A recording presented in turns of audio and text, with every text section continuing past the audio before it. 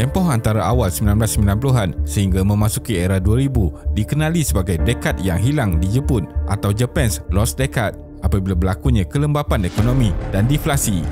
Jepun bangkit daripada kekalahan dalam Perang Dunia Kedua sehingga berjaya menjadi negara perindustrian global dan negara ekonomi kedua tertinggi bagi nilai KDNK di belakang Amerika Syarikat pada tahun 1968 sehingga 2010. Jepun adalah negara Asia pertama yang mampu keluar daripada sektor pembuatan kecil-kecilan dan barangan murah kepada sektor pembuatan dan servis berteknologi tinggi yang disertai oleh tenaga kerja berkualiti dan mahir. Jadi dalam video kali ini, kita akan melihat apa yang sebenarnya berlaku di Jepun dan bagaimana situasi yang dipanggil dekad yang hilang boleh berlaku. Teruskan menonton. Dapatkan akses video eksklusif dan video terbaru dari APHD Channel dengan menyertai membership.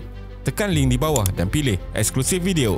Terdapat lebih banyak dokumentari yang menarik di sini. Kira-kira seramai 140,000 orang terbunuh di Hiroshima dan 70,000 lagi di Nagasaki apabila bom atom dijatuhkan semasa Perang Dunia Kedua. Selepas itu, ekonomi Jepun serta-merta lumpuh, inflasi melebihi 100% dan para pemimpin terpaksa melakukan pelbagai pembaharuan untuk membangunkan kembali negara. Amerika Syarikat pula mengambil peluang untuk mengawal pentadbiran Jepun dan memperkenalkan sistem demokrasi sehinggalah perjanjian damai ditandatangani pada 28 April 1952 menandakan kemerdekaan Jepun. Pada tahun 1945, keluaran dalam negara kasar KDNK Jepun merosot 50% iaitu kejatuhan yang paling teruk dalam sejarah ekonomi Jepun.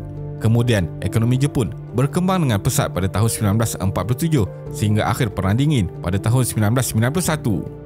Ia dikenali sebagai tempoh keajaiban ekonomi Jepun.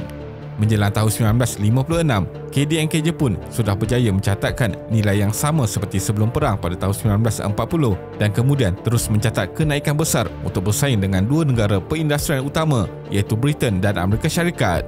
Faktor utama kejayaan Jepun ialah penstrukturan semula sumber tenaga kerja dari sektor pertanian yang kurang produktif kepada industri pembuatan yang menawarkan pendapatan per kapita yang lebih tinggi kepada rakyat. Pada sekitar tahun 1980-an, ekonomi Jepun melalui era yang dipanggil ekonomi gelembung sehingga awal 1990-an. Pada tahun 1991, KDNK Jepun adalah bersamaan 120% KDNK Britain atau 85% KDNK Amerika Syarikat. Kemudian, ekonomi Jepun menghadapi kesukaran yang panjang dalam tempoh kelembapan atau stagnation dan juga deflasi. Pada tahun 1990-an sehingga tahun 2000, purata kadar pertumbuhan ekonomi Jepun adalah sekitar 1% sahaja dan dipanggil sebagai Lost Decade of Japan. Bagaimana rakyat Jepun hidup semasa ekonomi gelembung? Pada era 1980-an, nilai hartanah dan pasaran saham Jepun telah melonjak menyebabkan situasi ekonomi gelembung yang didorong oleh spekulasi dan pertumbuhan ekonomi yang sangat pesat. Kedua-dua harga hartanah dan saham-saham di Jepun mengalami lonjakan ke paras tertinggi. Pada tahun 1980, indeks Nikkei berada pada paras 6,867 mata dan penghujung dekad tersebut ia naik mencecah paras 38,915 mata. Disebabkan berlakunya spekulasi dalam ekonomi, pasaran saham mencatatkan kenaikan luar biasa bagi setiap tahun dalam dekad 1980-an. Semasa di puncak, saham di Jepun merangkumi 45% daripada keseluruhan pasaran saham global sehingga mengalahkan pasaran saham di Amerika Syarikat.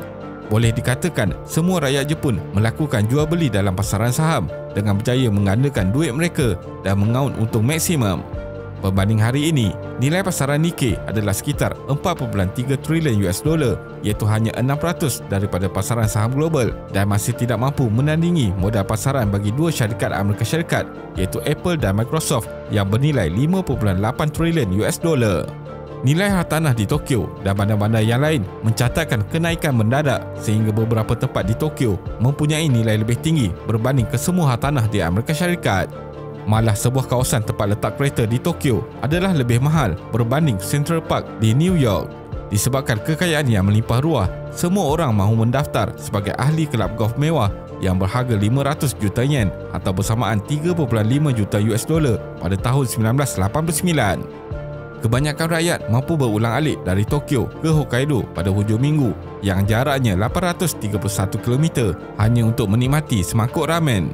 Mata wang yen sangat kukuh, malahan lebih tinggi berbanding dolar Amerika Syarikat dan rakyat Jepun yang melancong ke luar negara dapat menikmati kelebihan tersebut.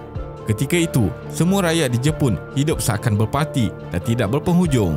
Keuntungan dari hasil jualan hartanah dan saham pada tahun 1987 melebihi 3.4 trilion US dollar atau bersamaan 40% dari KDNK tahunan. Bank-bank turut menawarkan pinjaman yang mudah kepada pemilik perniagaan untuk membina pejabat-pejabat baru dan individu untuk membeli hartanah.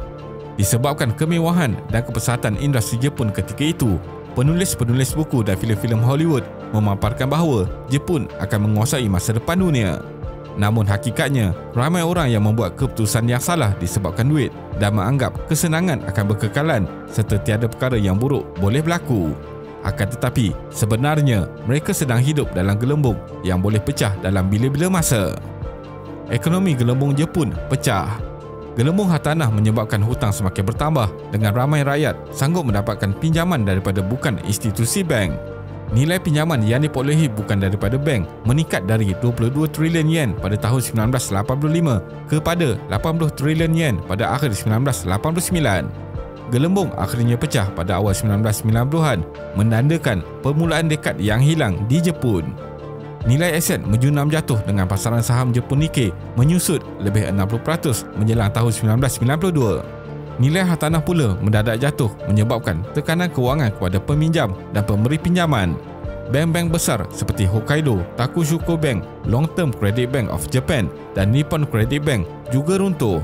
Manakala kebanyakan pemilik perniagaan sudah tidak mampu membayar sewa. Bank mengalami krisis dan banyak institusi kewangan terpaksa menghadap bebanan pinjaman tidak berbayar. Pengguna pula berhenti berbelanja, mendorong lagi kemelesetan ekonomi. Kejatuhan pasaran saham pada tahun 1990 telah menghapuskan kekayaan bernilai berbilion dolar dan menyebabkan banyak syarikat muflis. Walaupun banyak usaha untuk merangsang ekonomi telah dilakukan, pasaran saham masih tidak dapat pulih dan indeks Nikkei kekal di paras lebih rendah berbanding semasa tahun 1980-an. Budaya korporat Jepun yang menganggap pekerja adalah aset penting dan tidak akan diberhentikan terpaksa membuat keputusan sukar. Pada akhir 1990-an, banyak syarikat terpaksa membuat penstrukturan semula melibatkan pekerja, dengan Sony membuang 17,000 pekerja, Hitachi membuang 20,000 pekerja, Toshiba membuang 19,000 pekerja, Fujitsu membuang 16,000 pekerja dan Panasonic membuang 3,000 pekerja. Tindakan Panasonic juga amat mengejutkan kerana pengasas syarikat itu terkenal sebagai father of lifetime employment, iaitu mengekalkan semua pekerjanya sehingga tempoh bersara. Graduan universiti terpaksa memilih untuk menyambung lagi pengajian kerana hakikatnya tiada pekerjaan di dalam pasaran. Pekerja baru yang diambil kebanyakannya melalui sistem kontrak dan separuh masa sahaja. Lama kelamaan, pendapatan rakyat dan kerajaan menyusut. KDNK Jepun yang tumbuh dengan purata sekitar 5.8% tahun pada tahun 1988 sehingga 1990 menyusut kepada 3.5% pada tahun 1991, kemudian 0.9% pada tahun 1992 kepada negatif 0.46% pada tahun 1993. Satu lagi isu kritikal yang berlaku semasa tempoh tersebut ialah deflasi. Bertentangan dengan inflasi yang mengakibatkan harga barangan meningkat, deflasi pula menyebabkan harga sesuatu barangan dan perkhidmatan tidak naik. Deflasi berlaku apabila kadar inflasi jatuh di bawah 0% dan menyebabkan peningkatan kadar pengangguran, kemiskinan serta kekurangan pelaburan. Bank Jepun telah mengambil langkah polisi monetary yang luar biasa, iaitu menetapkan kadar faedah pada angka di bawah sifar sejak Januari 2016 untuk merangsang ekonomi dan melawan deflasi. Ia bertujuan untuk mendorong bank dan institusi kewangan meminjamkan wang kepada perniagaan dan pengguna. Jepun terus jatuh dalam senarai kedudukan ekonomi global. Jepun merosot ke kedudukan keempat ekonomi terbesar dunia pada tahun 2023 setelah digantikan oleh negara Jerman. Ini disebabkan KDNK Jepun susut pada kadar tahunan 0.4% bagi suku akhir Oktober hingga Disember 2023, menunjukkan bahawa isi rumah dan perniagaan mengurangkan perbelanjaan untuk 3 suku berturut-turut. Jepun pernah berada di tangga kedua ekonomi dunia di belakang Amerika Syarikat sehinggalah tahun 2010 apabila digantikan oleh China. Pada tahun 2023, KDNK Jepun adalah 4.2 trilion US dollar, manakala Jerman adalah 4.4 trilion US dollar. Penyusutan nilai mata wang yen juga adalah faktor Jepun jatuh di tangga keempat kerana perbandingan KDNK dibuat mengikut nilai dolar Amerika Syarikat. Selain itu, ia turut dipengaruhi kelembapan ekonomi Jepun kerana terdapatnya penurunan jumlah populasi dan produktiviti yang semakin kurang. kadar kelahiran di Jepun menurun selain penduduknya semakin menua, dan menurut data terkini menggambarkan negara Jepun semakin hilang pengaruhnya di peringkat global. India juga mungkin akan mengalahkan nilai KDNK Jepun dalam masa beberapa tahun akan datang. Kebanyakan perniagaan juga lebih berminat melabur di luar negara berbanding di negara yang semakin menua dan mempunyai produktiviti yang rendah.